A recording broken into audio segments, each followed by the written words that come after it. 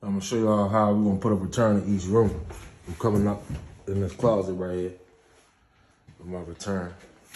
And I'm putting 8 inches in each room. So I got 3 rooms, 1 room, 2 rooms, 3 rooms. All right. So we got it like this right here. Right there.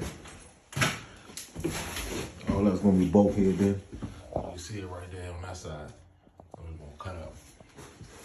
Put that 8-inch collar right here. Inside that flat, inside that duct right there. I'm gonna go right to my return. So I got my return right there, my supplies over there on the floor.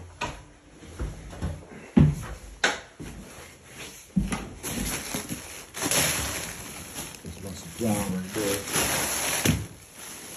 Boom. Return right there. Same